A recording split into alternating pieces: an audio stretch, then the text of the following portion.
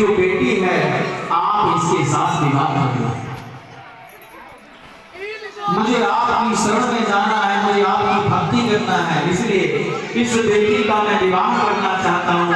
इस बेटी का विवाह कर लो, इसके बाद मैं फ्री हो जाऊंगा। मैं आपकी गुलाम बागों में आपका ध्यान करके आपकी समाधि में बैठ जाऊंगा। और उस समय अपनी बेटी का हाथ भगवान श्री कृष्ण के हाथ में दे दिया। तो श्री सुखदेव जी महाराज कहते हैं दूसरा विवाह जामवंती के साथ हुआ, भालू की बेटी के साथ। बोलो कृष्ण कन्हैया लाल की। और तीसरा विवाह जब लौट करके आए अपने नगर को और वो मणि उसको लौटा के दी, सारी बात बताई, तो उसको लज्जित हो गया कि मैंने भगवान को झूठा कलंक लगाया, झूठी चोरी लगाई, अब मैं क्या करूं। तो समाज में इज्जत पाने के लिए उसने अपनी तो भगवान का तीसरा विवाह हुआ। बोले कृष्ण कन्हैया लाल की। इसके बाद श्री सुखदेव जी महाराज कहते हैं चौथा विवाह हुआ कालिंदी के साथ। कालिंदी इसका नाम है यमुना, जो वृंदावन में यमुना बहती है ना, उसी का नाम कालिंदी। एक दिन भगवान श्री कृष्ण कन्हैया रथ पर बैठे हुए जा रहे थे। कन्हैया बैठे थे, अर्जुन रथ को हाँक रहे थे। तो देखा कि एक बालू रेत में ऊपर टेपे पर बैठी एक स्त्री बैठी अकेली। अर्जुन ने कहा ये स्त्री कौन है भगवान, ये अकेली यहाँ क्यों बैठी है, किसकी भक्ति कर रही है। तो भगवान ने अर्जुन से कहा जाओ पूछ करके आओ। उसने जाकर के पूछा हे देवी तुम इस वीरान जल में अकेली बैठी हो, किसकी भक्ति कर रही हो, क्या चाहती हो। तो उसने कहा कि अहम देवस्य सविता दुहिता प्रतिमिक्षति विष्णु वरेण्यं वरदं तपा परमास्थितः। मैं यहाँ पर भगवान श्री कृष्ण को पति रूप में पाने के लिए तपस्या कर रही हूँ। अर्जुन कहने लगे वो तो रथ में बैठे हैं, चलो अभी चलते हैं। तो अर्जुन ले गए और अर्जुन ने ही उसका हाथ भगवान कन्हैया के हाथ में देते हुए कहा आज से आपके पति उसके साथ विवाह हुआ। कालिंदी के साथ चौथा विवाह हुआ। इसके बाद पांचवा विवाह हुआ मित्रविंदा के साथ, छठा विवाह हुआ नागदीदी के साथ, सातवां विवाह हुआ भद्रा के साथ, आठवां विवाह हुआ लक्ष्मण के साथ।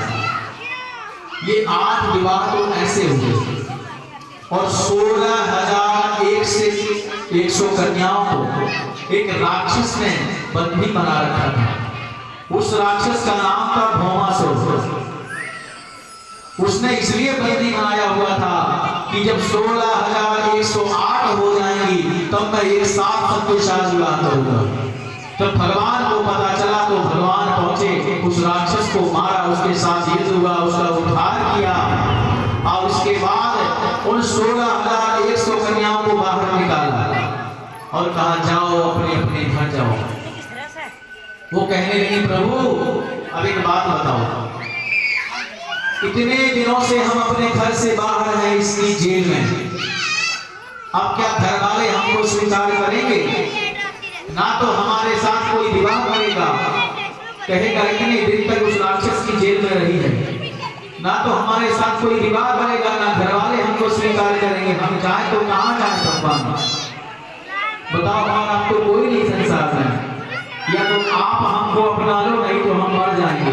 तो 16,100 कन्याओं की जान बचाने के लिए भगवान ने कहा कि हम तुमको अपना नाम देते हैं, हम तुमसे विवाह करेंगे। तो भगवान ने 16,100 कन्याओं का विवाह किया, वर्ण किया। बोले कृष्ण कन्हैया लाल की, सच्चे दरबार की। तो भगवान के 16,108 विवाह हुए। प्रेम से बोलो राधे राधे। और भगवान ने भी इतनी ही लीलाएं की, भगवान ने इतने स्वरूप बनाए 16,108।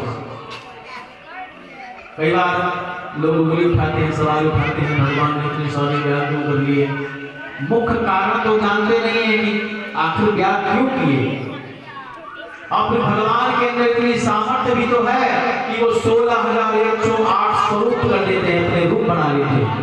कोई बना सकता है एक से दूसरा रूप? अकेला है तो अकेला ही रहता है। और एक से दो नहीं हो सकते, 16,108 में तो बात छोड़ो। तो भगवान ने ऐसे लीलाएं की। बोले कृष्ण कन्हैया लाल की। इसके बाद एक राक्षस हुआ जिसका नाम था पौंड्रक। वो भगवान की नकल कर रहा था। जैसे भगवान हाथ में बंसी लेते ऐसे वो भी बंसी ले लगा। जैसे भगवान के हाथ में चक्र वैसे उसी के हाथ में चक्र। वैसे ही ड्रेस वस्त्र पहनने लगा, वैसे ही मुकुट धारण करने लगा, मोर पंख पहनने लगा और अपने आप को पौंड्रक कृष्ण कहने लगा। तो भगवान ने उस पापी का भी उद्धार किया। बोले कृष्ण कन्हैया लाल की।